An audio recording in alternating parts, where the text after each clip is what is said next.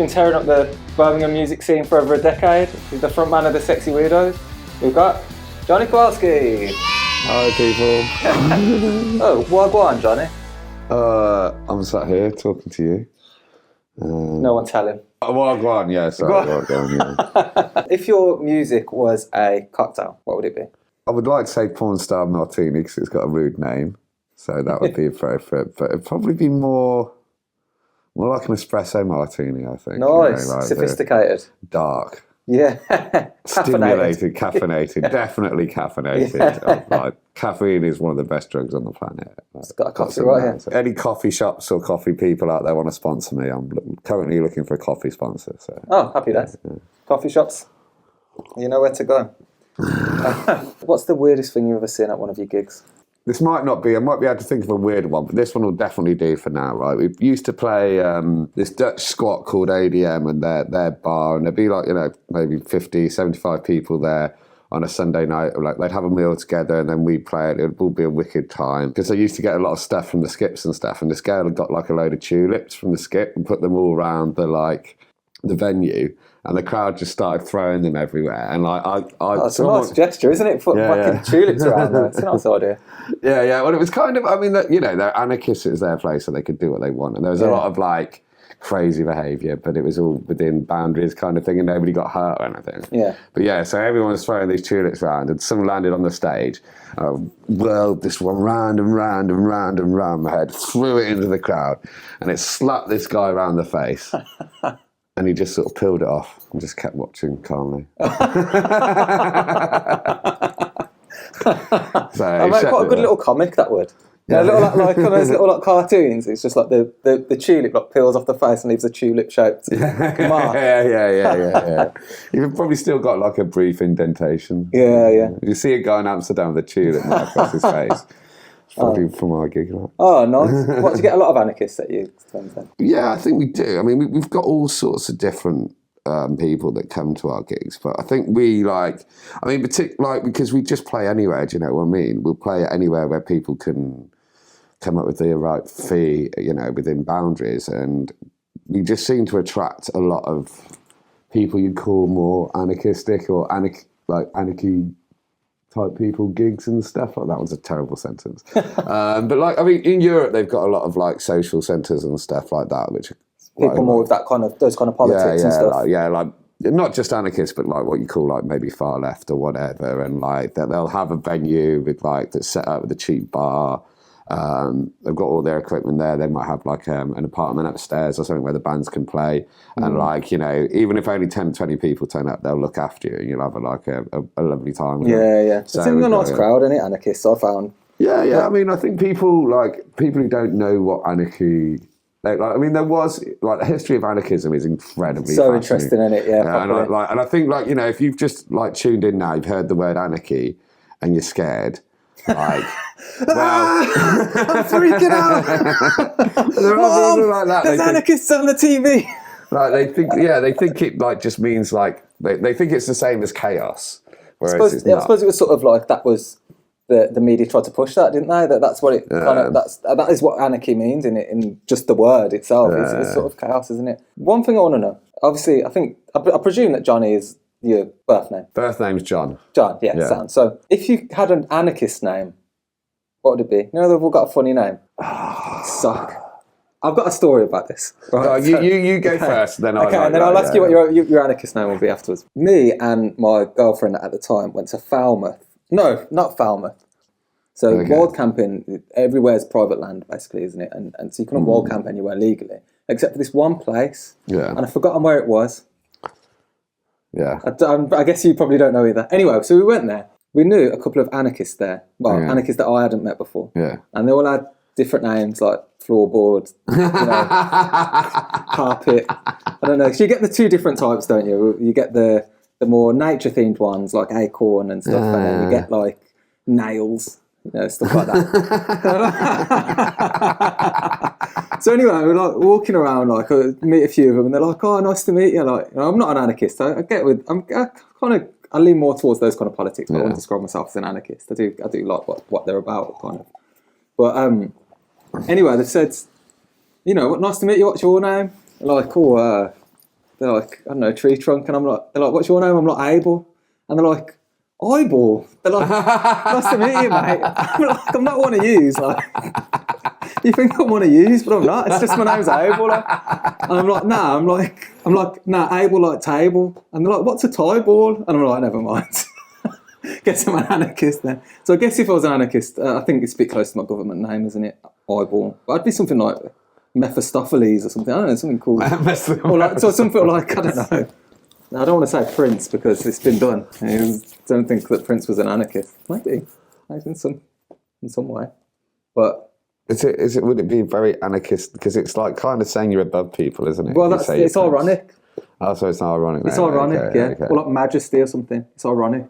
So I'm so used to being known as Johnny. I'd have to be Johnny Chip Shop or something. Chip Shop's fine. Yeah, Chip Shop might be. Yeah. Chips, that's a good one. Cats or dogs? Have to choose one, probably dogs. That's the right answer. We can continue the interview. Keep rolling. Keep rolling. But yeah, I mean, I don't have either. Like, I don't have any pets. But generally, like when I meet either, I get on with them. Yeah. I kind of find the amount of attention some people give cats absolutely sickening. Same. But people are the same with their dogs as well. So it's not as bad with dogs. No, it's not quite as bad with dogs. But they do train their owners as much as their owners train them. Cats? Well, cats do. But dogs? Dogs as well? Cats do it. Dogs do it as well. Yeah. What do you mean by that?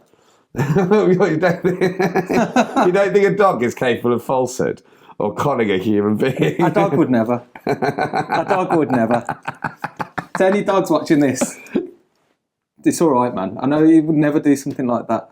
I'll tell you one thing, though. Or the dogs, DAWG. I actually dog sit for my friend once, who probably will be watching. Well, I'm definitely going to clip this, and I'll send it to you. I was dog sitting for my friend's dog, and I was there for 4 or 5 days. He kept wanting my food. Yeah. They do, don't they? Yeah. So, all right, you can have a bit of porridge, whatever. I was giving him a bit of porridge. Like, basically, the dog was gone for a bit. He was in another room, and I was like, it's been suspiciously quiet. And I've blocked this out of my memory on some level.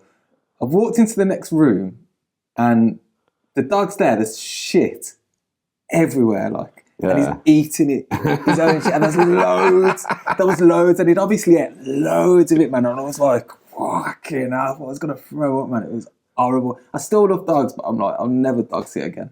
This is a music festival T-shirt, right? And the festival is at an animal sanctuary called Friends Animal Sanctuary. There's a lot of anarchist and heavy left-wing influences down there.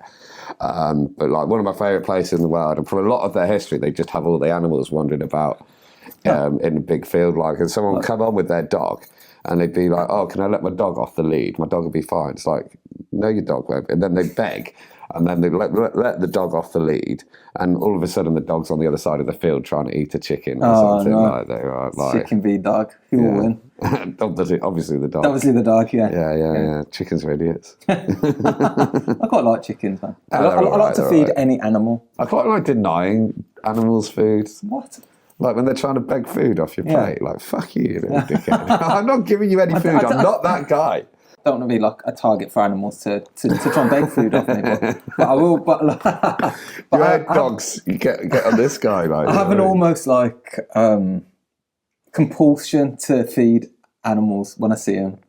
I turn into like, I don't know, but I develop this sense of mischief, and I have to feel like I have to feed the animal. Chickens like spaghetti.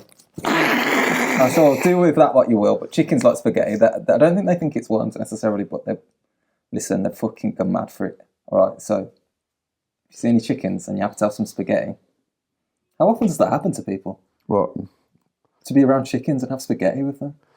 Almost never. Maybe like if you're living in rural Italy, it probably happens a lot. No, it happens to me loads. Really?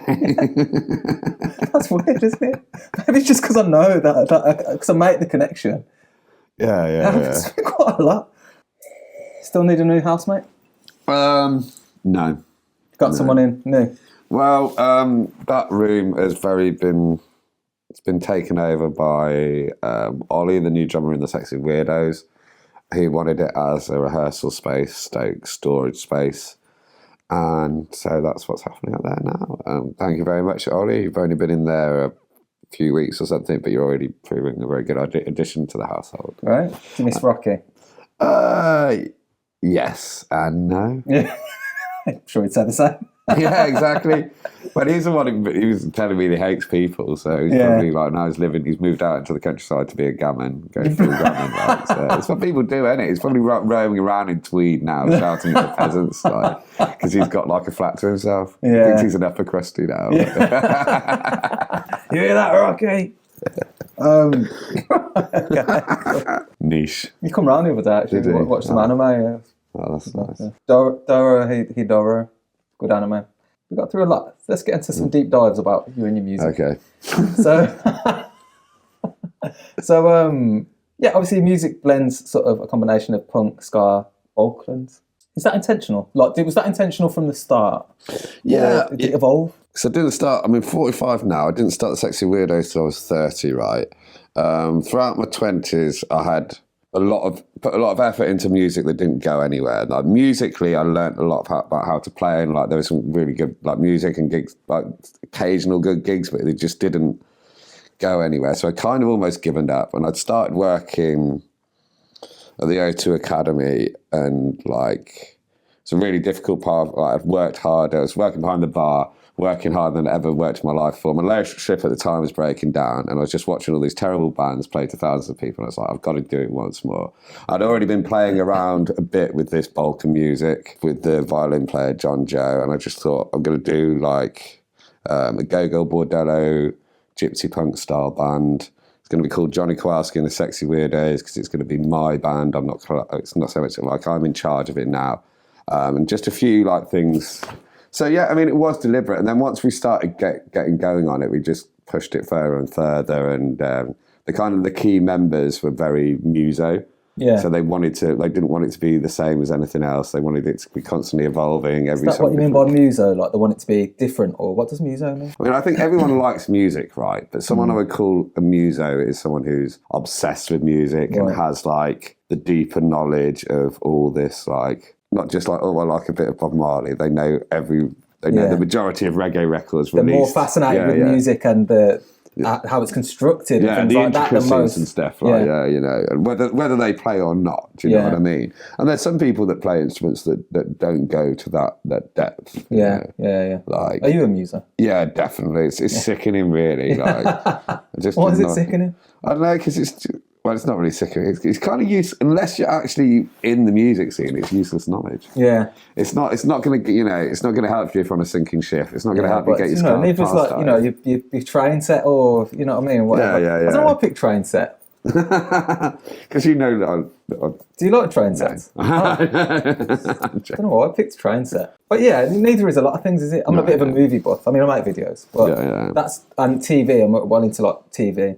It's not actually, I don't find it that helpful. It's just, it's nice to, you can enjoy something differently when you know a lot about it. Yeah. I like to be, like I can be quite, I mean, I was sort of dissing myself then, but I've got a lot of time for like geek energy. Why aren't you wearing glasses then? I don't know, because I need to actually, because my eyes are going. Like, what was the saying? Yeah, but just people who get obsessed with minor details of autistic say like people. Like you could say that like, you know, whether it's a historical period or it's a sport or it's music or it's food or whatever, like I think that's great. That's a great way to spend your energy. I think so too. Even if it just makes you happy and it doesn't, at least you know, that's you're the happy, point, isn't it? Exactly. Totally. I guess we've got that in common, naming the thing after ourselves. Got Wagwarn Abel. It's called Wagwarn Abel because it's always going to be my show. When you were like, okay, Johnny Kowalski and the Sexy Weirdos, what was it that like caused you to want to do that? I mean, because of the 10 years of seeing how other people have done stuff, and like, I mean, like I've been thinking about it a lot recently. It's like being in a band, right? Not just being a musician or an artist. Being in a band, you have to constantly negotiate with everyone else's urges, and most of the time, and this is going to maybe bruise some egos.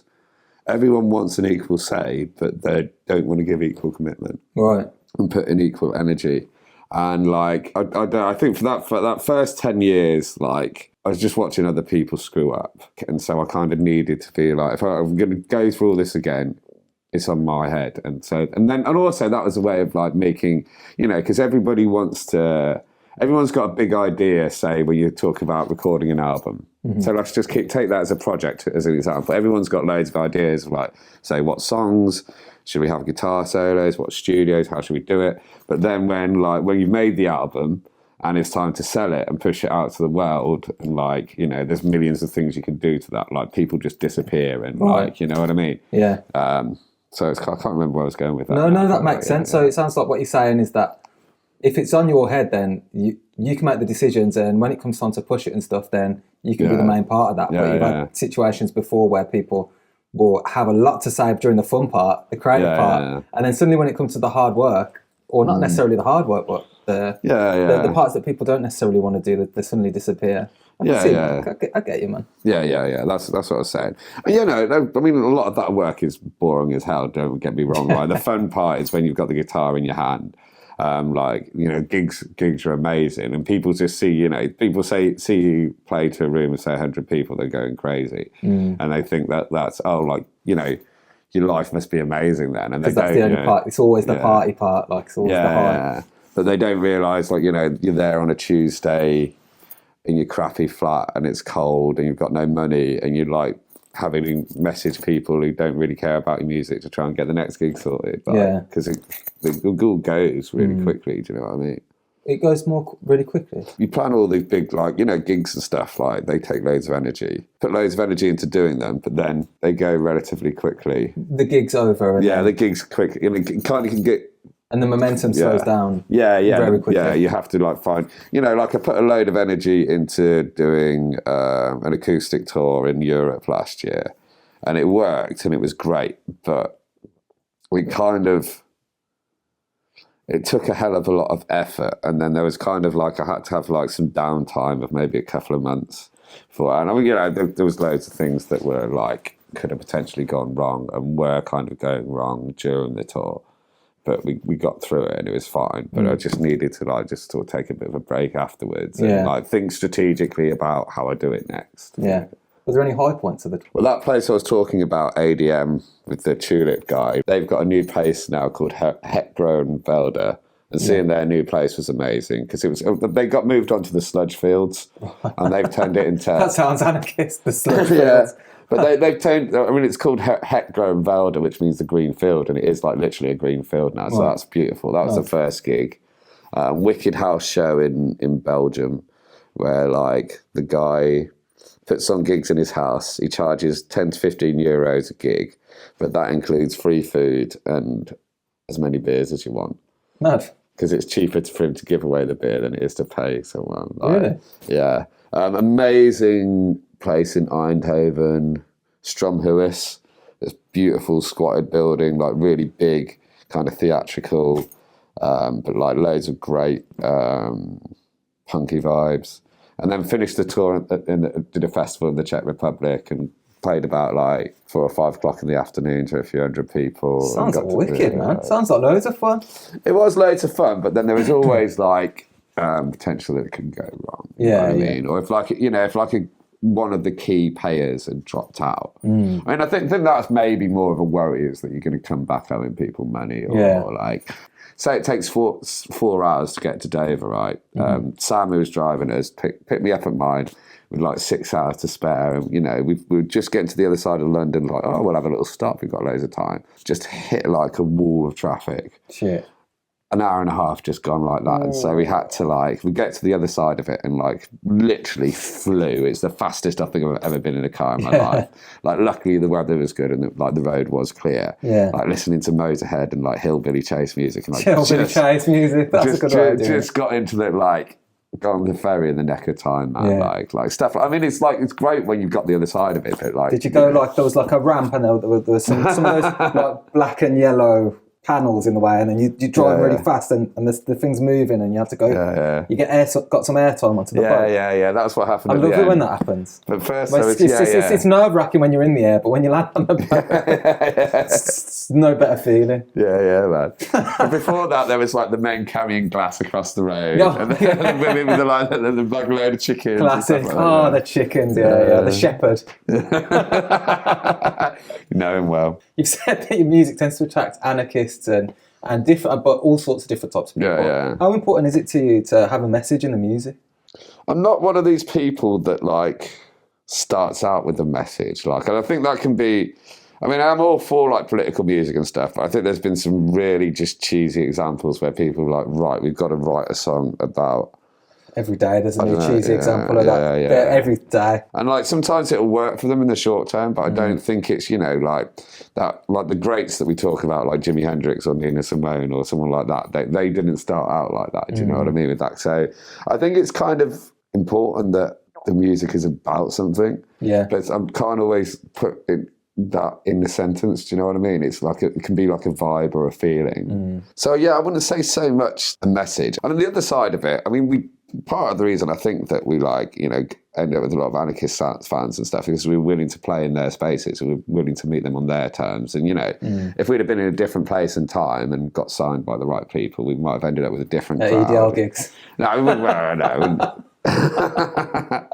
Yeah, I'm sure they'd love us. Do you know what I mean? Like, you're anti-fascist, actual anti-fascist rhetoric. It's ironic.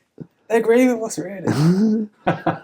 Well, I'm always in this situations, I always bring up the fact of the Rage Against the Machine fans. So every so often, that like Rage Against the Machine will put up something like "help poor people" or something like this, or like like welfare's a good idea, and they're like, there'll be some right-wing Rage Against the Machine fans who are like, keep politics out of your music, man. And it was never about all this. It was like the most explicitly political band of our time is Rage Against the Machine. Like it was always about that. But people, so I think there's it's not even like there's a bit where it's just not about that. It's not like it was like they're about that at first if you really know about it. It's the whole, even in the name. It's not like forgiven for making the mistake. Like they've got a few songs that are just about driving fast cars and like making money and that. Yeah.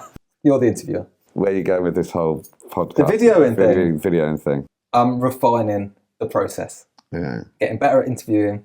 Getting better at planning the interviews. Getting better at giving people a platform or unlocking the elements of what people are saying. I'm improving. That's the point. Okay, skill building maybe. I'm improving at the moment. I'd say.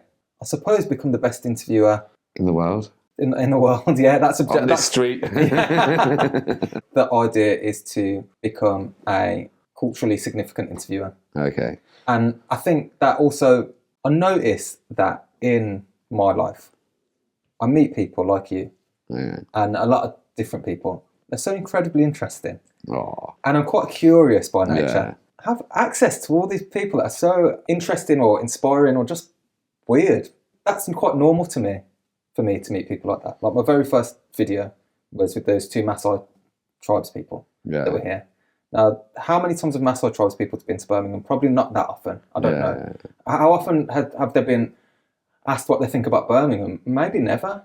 I end up in these situations with these kind of people quite a lot. So not particularly Maasai tribes people, but interesting people. So I guess to answer your question, I would like other people to see what I see. And I would like other people to be able to see the same self-expression that I can get from people. Yeah. Can't explain it better than that. No, I think that's fair. Yeah. Thoughts on UK festivals? We are probably the most interesting festival scene in the world, I think. And if we're talking about maybe comparative to other countries, I think what we do very well is we have very eclectic events where we'll have you can go to an event where there might it's common nowadays for there to be an event with punk, drum and bass, folk, reggae, whereas I think those sort of events don't seem to happen as much in other countries. And I know that people have come to our country and copied the festival scene. Right. I think what needs to happen is the cultural relevance of UK festivals should be recognised, and it should be made a lot easier and most importantly cheaper for people to put on festivals so they can make money more easily. And, you know, we've just had like some quite successful festivals drop off the radar completely in the last couple of years because, like, you know, knock-on effects of the pandemic and recession, blah, blah, blah. And, you know, the government, we've got a Labour government now, and it doesn't seem like they're doing anything about it. The Tories didn't do anything about it either, and it's a massive part of what makes Britain great. It's one of the great things about it. Yeah, exactly, it's actually one of the best things, isn't it, man? That and beans on toast. Beans on toast, underrated. What's your thoughts on AI music? It's a photocopy, isn't it? A lot of, or it's like it's kind of the equivalent of a photocopy, that has some of the same outer aspects, but it doesn't have the kind of depth. There is an artist that is a friend of mine whose work I do like, that has just made a load of his like he's like a punk style vocalist, does like techno punk, and he's made like a load of, got AI to make the backing music. I don't know exactly what a techno punk is, but it sounds like the kind of punk that would use AI with a name like that. Yeah, that's true actually. Yeah. Well, check him out, Doghouse. What's it called? Doghouse. Doghouse. Yeah, he played at my house the other night. Yeah, I mean, I think it's like, if it's like artists that have already got a vision that are using AI to enhance it, then that's one thing. But if you're just some knobhead who's like, oh, I want to be a rapper, and gets AI to do it all for him, but you've never like looked into rap, you've never like tried to make your own beats, you've never like learned how to rap or about the history of rap or any of that crap, you've just got AI to do it, then you can fuck off then, can't you? Yeah. Say this person that has never done any of the outside learning to do with rap, for example, and then they use AI to do it. Yeah. Would that even be good, though? Probably not. Probably wouldn't be good. I mean, it might be... I feel like that would be trash. I mean, it probably would be trash, but then you look at how much stuff that hasn't been made with AI that is trash, that is successful. Yeah. I mean, I'm sure we can all get... So I think you just need... It would be a matter of the right marketing, and you could potentially get an AI project from... You'd have to have the right person face it. Yeah. Right? So you still need your front human, and then people like them acting like it's their music. Yeah. So they'd still need to have some degree of charisma, I reckon. Yeah, definitely. So there's got to be some talent involved somewhere. I mean, who's to say in 10 years? Yeah. I mean, where it's probably going to affect a lot of musicians and stuff is like things like music for adverts or really generic. Oh yeah, like, jingles and that. Yeah. Where they just they don't need any soul to it. They just need some background noise. That's have you heard some of these? I only just come across this yesterday because there's one, and it probably come up in your recommended. Well, I don't know about your recommended, but it came up in mine. And the picture is like a couple of aliens at a diner, at like an American diner. I'm like, cool. I see aliens at a diner. I'm fucking clicking it, man. So I clicked on that past my before my brain could even think that it was happening. Anyway, it's this proper groovy kind of retro, kind of almost lo-fi space music. Yeah. And it didn't say that it was created by AI, but I'm like, I think it was. I'm just interested to see if you've come across any of that or not. People could have been using it for the last couple of years, putting it in their releases, and you wouldn't like. Yeah. No, I mean, like there's a guy reviewing the new West Side Gun album, American rapper, on YouTube the other day, and he was saying he thought the back into the first track might be AI. Yeah. And like, you think of people like Drake or whatever, like these. Surely someone like that, they could just get AI to make 100 beats and just pick out the 10 best, you like. The 10 best ones. I mean, I suppose if it's interesting. At what point is it easier to use AI than to just make it yourself? If you've got a certain amount of skill using loops, or I don't know exactly how they make music, apart from my little GarageBand songs. A lot of music's not made with live recorded instruments already. Yeah. It's not that far of a remove. I mean, the difference is it's working from a text prompt, right? So I suppose if you can make something specific, like if you've got the skills to put the loops together and make it, you'd think that's better that's probably faster than making 100 songs on AI and choosing one. There's always new technology that comes along in music, and people either call it cheating or say that it's like it's not allowed for some reason, right? So like, to give it like Irish folk music, you think, what instruments do you think of? You think of like mandolin, fiddle, maybe banjo or something like that. You go far enough back and like mandolin was a new instrument. Yeah. And they like all the 200 years ago, this is up for it's like their equivalent of AI, and like it's the same like in rock music when the electric guitar comes along, and like loads of guitar people got really annoyed about samplers and stuff like that. And I've made techno music, I'm very much from the band scene, but I've made beats and I've made techno and stuff like that. whether it's any good is a different matter, but it is very different feeling. It feels more like you're curating the music rather than like, because you're not physically creating it in quite the same sense. Yeah. So it's interesting, isn't it? It's interesting. I suppose if you've spent your whole life learning, I suppose like every time there's a step of something getting more accessible when people have trained for it for a certain amount of time, then the people are going to get annoyed because they're like, well, I've had to fucking do all this. I've blisters on my hands and all sorts. Like. And then the other side of it is like, how does it being accessible affect the quality of the art? Yeah. Right, because you like a lot of the classic, say someone like RZA or Nas or, you know, these classic hip hop heads, like, you know, really massively respected MCs in their game, that will often come out and say things. It's become too accessible to make hip hop now, and there's too much of it.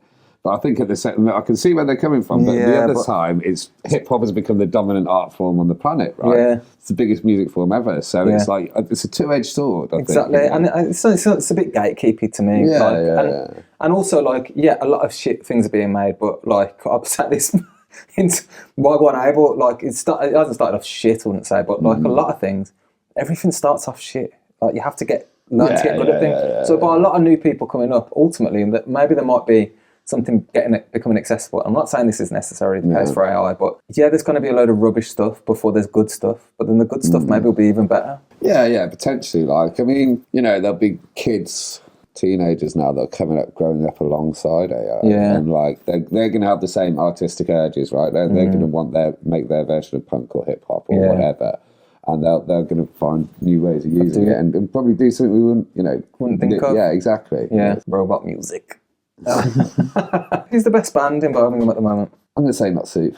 Yeah. I mean, like, I put Friendly Fire Band as a close second. Yeah. And I'm not just because your dad's in Friendly Fire. Like, my dad's upstairs. He's going to run in and stab me if I didn't say it. Like, he's really he's not in Friendly Fire anymore. Isn't he? No. Oh, why not? Oh, that's shit then. They're wicked. But yeah, I think they definitely need to be well respected for their contribution. But Not super like, and also I think like I particularly would draw attention to them because main reason I don't think there's another band out there that really sounds like them. There's some of their elements you can see where they've got their different elements, say the vocal style or the rhythms or this, that, and the other. But someone who's put them all together in that package, that effectively. I don't think there's another band on the planet that are doing that. And I've never heard anything like it. No. And also, it's very complicated music, which is the difficult route to go down. But they definitely pay off repeated listens. Like the more you listen to, the deeper you go, the more you get. Definitely. Because the first time hearing it, I was like, "What is this?" I couldn't even understand what was going on. I was like, "I kind of like it, but what's happening where?" I think like. After listening to it a few times, like exactly, I'm just parroting what you said, basically. Yeah. But I was like, wow, this is like, they're musos, would you say? Oh, hell yeah. They're like a great example of what musos can do and contribute to the world. It can be a very fine line, though, with that kind of approach to music where it's more experimental. And, you know, there's a reason why people go verse, chorus, verse and do all the standard stuff because it works, right? Yeah. And like experimental, I've known a lot of people that are into experimental music and been part of those scenes. And there's just moments of just terrible self-indulgence. Yeah. In those scenes. You're ever guilty of that? I think you have to have a certain degree of it, but you have to refine that self-indulgence. You have to be doing it because you want to, right? Yeah. I think that's what... Not for validation. Yeah. Is that it? Yeah. Validation or... I mean, you're probably pretty fucking stupid if you're doing it for profit as well. There's a lot easier ways to get rich. Yeah.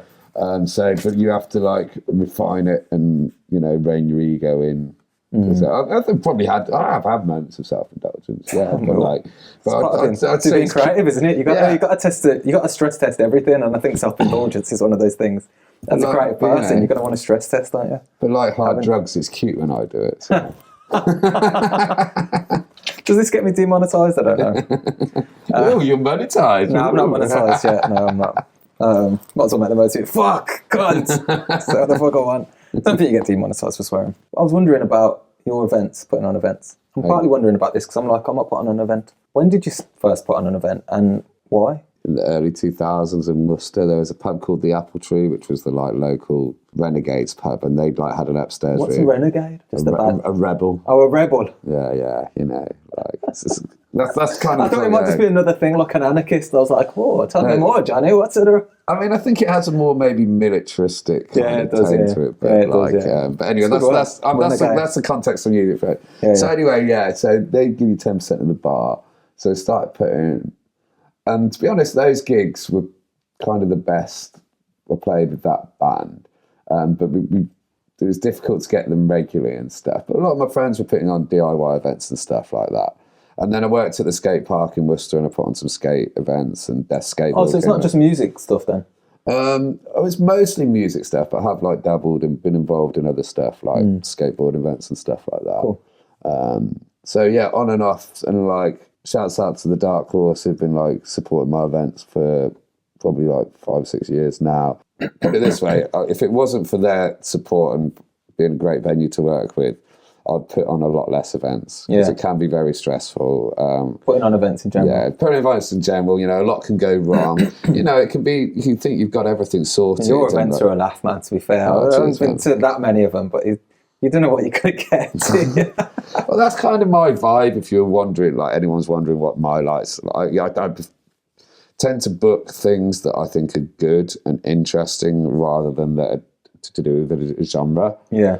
And I think that, I think that's an important idea that we need to unite around more than just genre and like, oh, we all like ska, so we're all going to go to the ska gig. That's boring to me, bro. Like, I want like last time Sexy Weirdos played, we had Not Soup, and then we had the Sexy Weirdos, and then we had like Anne-Marie playing like vocal drum and bass. Yeah, it was ace night, man. If we can just keep it varied and interesting and lively and a bit rebellious. Yeah, nice. When are your events? The regular ones, every second Wednesday at the Dark Horse in Moseley. Every second Wednesday at the Dark Horse in Moseley. Yeah. You're obviously quite experienced at putting on events then. And say if someone wanted to put on an event for the first time. Okay. What advice would you give them? Give it a theme, give it a stupid name, give it, and like try and spend as little money as possible to start with because you're probably not going to make much. That's popular advice. Keep it cheap and cheerful. If people could take one thing away from your music or what you do artistically, what would it be? Get high all the time. Get high all the time? No. I'd say... Anarchism. It's a dark world, but there's a lot to live for, and be yourself while you've got the chance. Dark world, lot to live for, be yourself. You heard it here first. Well, first up, Johnny Kowalski Substack. My writings have been posting on there weekly at the moment. Go over there and subscribe. You can find various personal writings about my adventures, some script writing, some fiction work. But there's stuff going up there all the time, promoting that quite heavily. Every Monday on Substack. Coming Monday. By the time this is out, there'll be my new music video for Roll the Old Sailor, which is a medley of Roll the Old Chariot and What Should We Do with the Drunken Sailor. Going to have festival gigs and stuff. Got quite a few coming up in May. Look out for the Sexy Weirdos live somewhere in Birmingham very soon. And that's a wrap. Find out Wagwarn next week at 6 p.m. We'll have links to everything down at the bottom. And if you want to support the channel, then go to my profile, a link.